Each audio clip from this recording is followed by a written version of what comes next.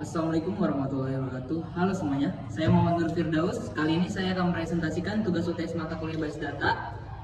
Tanpa berlama-lama lagi, mari kita mulai presentasi. Yang pertama, apa itu DBMS? DBMS atau Database Management System adalah suatu sistem perangkat lunak yang memungkinkan user atau pengguna untuk membuat, memelihara, mengontrol, dan mengakses database secara praktis dan efisien. Yang kedua, apa itu redundansi data?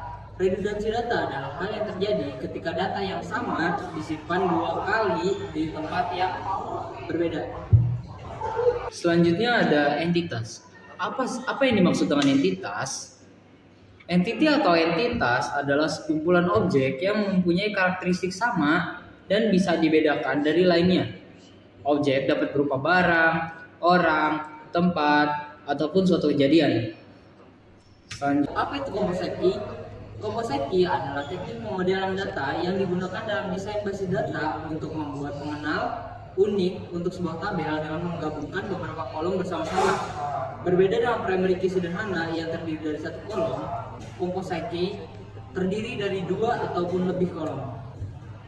Yang keempat ada apa kegunaan index key? Dengan menggunakan index key, basis data dapat menyimpan data dalam urutan tertentu, memudahkan pencarian data berdasarkan urutan tersebut, dan mempercepat eksekusi query SQL dengan menggunakan closure where ataupun join. Index key juga membantu dalam penggabungan data, menjaga integritas referensial antara tabel, dan membangun struktur indeks untuk mempercepat akses data. Dengan demikian, indeks key juga berperan penting dalam optimasi kinerja dan efisiensi operasional basis data, terutama pada basis data yang memiliki jumlah data yang besar atau sering mengalami operasi pencarian dan pengambilan data. Yang kelima, ada berapa sih jenis arsitektur basis data tersebut? Terdapat 7 jenis arsitektur basis data, yaitu arsitektur basis data terpusat atau centralized database architecture. Dalam arsitektur ini, semua komponen basis data seperti penyimpanan data, manajemen transaksi, dan manajemen akses terpusat pada satu lokasi fisik.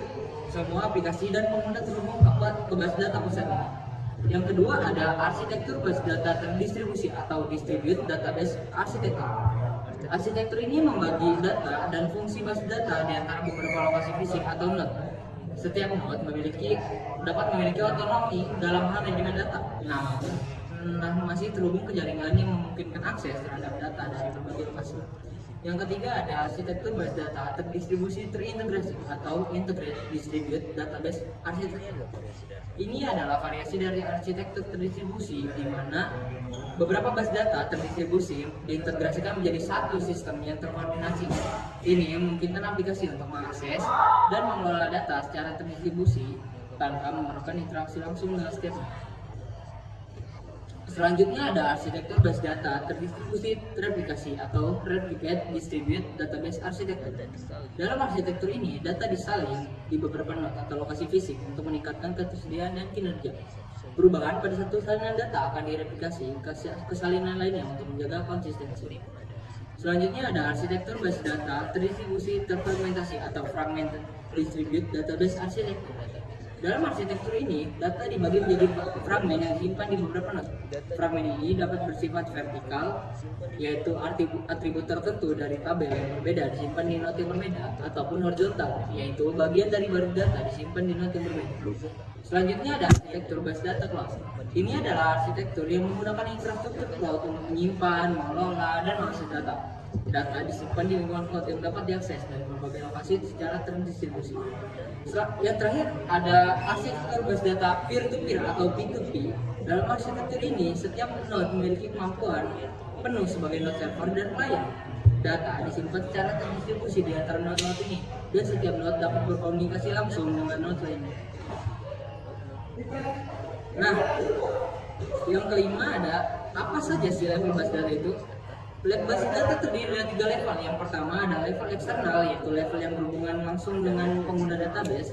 Yang kedua ada level konseptual, yang pada level ini menjelaskan tentang data yang disimpan dalam database dan hubungan-hubungan antara data tersebut. Yang ketiga ada level internal, yaitu level yang menggambarkan bagaimana data sebenarnya disimpan dalam basis data. Selanjutnya, apa perbedaan antara model basis data hierarki dengan model basis data jaringan? Perbedaan model data hierarki dengan model data jaringan antara lain, model data hierarki menggunakan struktur tree atau pohon hierarki untuk menyimpan data. Setiap entitas diwakili sebagai simpul atau node dalam tree dengan hubungan hierarkis antara simpul-simpul tersebut. Biasanya dengan satu simpul di atas dan banyak simpul di bawah. Sedangkan model data jaringan menggunakan struktur dan grafik jaringan untuk menyimpan data. Data disusun dalam bentuk setiap entitas yang terhubung dengan entitas lain melalui relasi yang disebut set.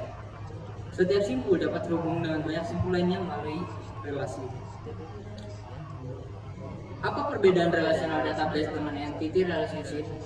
Perbedaan model data relational database dengan entity relationship adalah model data relational database menggunakan tabel yang terdiri dari baris dan kolom untuk menyimpan data. Data diorganisir dalam bentuk relasi atau hubungan dalam tabel-tabel berdasarkan kunci, yaitu primary key dan floating key.